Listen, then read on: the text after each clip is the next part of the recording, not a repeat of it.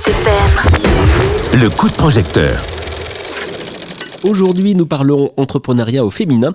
Créer son entreprise, développer un projet, oser se lancer, c'est parfois un défi, mais c'est aussi une formidable opportunité. Et pour accompagner et encourager les femmes dans cette démarche, la CCI Puy-de-Dôme Clermont-Auvergne Métropole organise le forum Oser au féminin. Ce sera le 6 mars prochain à Clermont-Ferrand. Et pour en parler, nous recevons Marie-Luce Boson, élue à la CCI du Puy-de-Dôme et présidente de la commission création, reprise, transmission d'entreprise. Bonjour Marie-Luce. Bonjour Yves. Bienvenue dans les studios de Lagos FM. Merci d'avoir accepté mon invitation.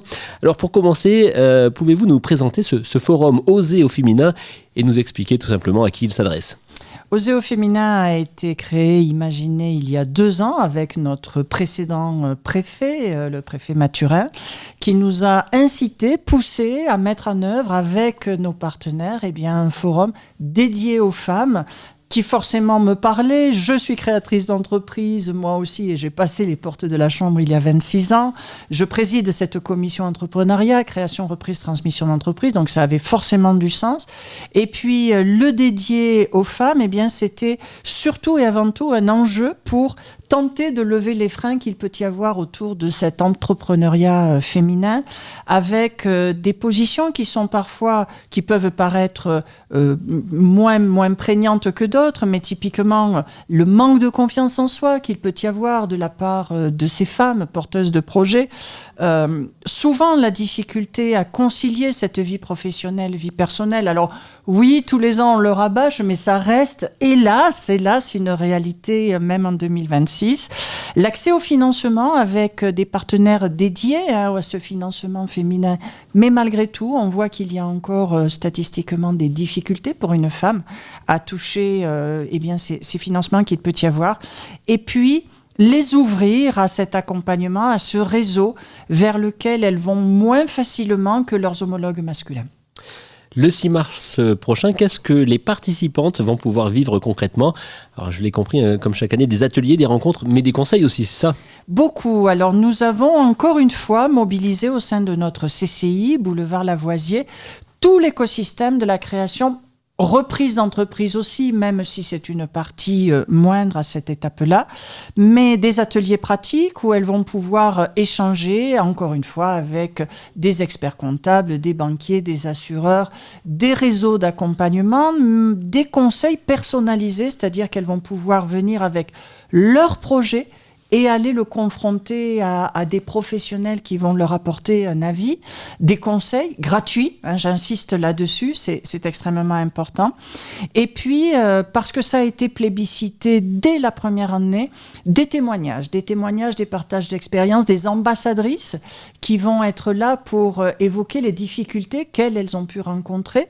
Et c'est presque de la co-construction d'un parcours d'entreprise, de comprendre que d'autres les ont traversés et que non, on n'est pas tout seul. C'est ça le message que veut faire passer la Chambre de commerce.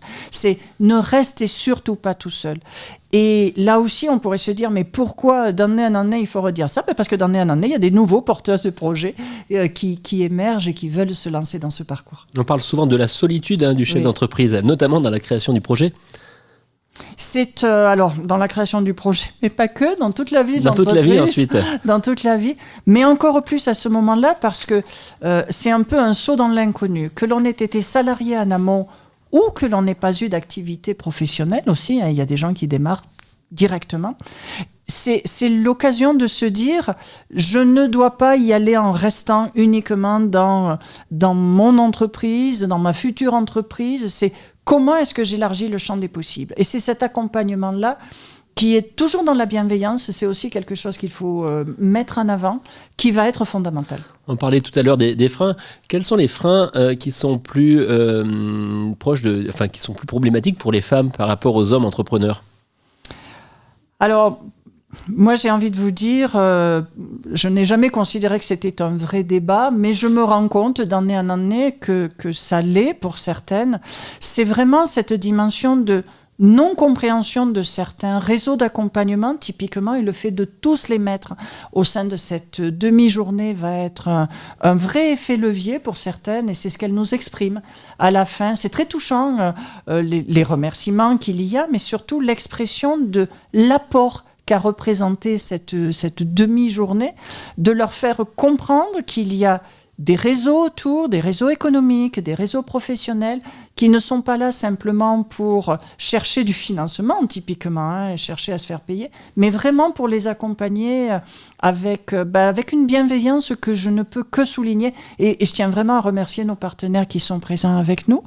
Et puis, les amener aussi à cette prise de confiance, qu'elles comprennent que oui, elles ont les capacités, que peut-être il va y avoir besoin, je ne sais pas, d'une formation, et là aussi nous avons les outils avec CCI Formation, ou qu'il y a d'autres moyens d'être accompagnés avec des micro-formations ou autres, et de leur donner également cette clé ou de tendre la main qui va leur permettre de passer à l'action. En quoi, Marilus, encourager l'entrepreneuriat féminin, est-ce important non seulement pour les femmes, mais aussi pour tout simplement l'économie locale de notre territoire ?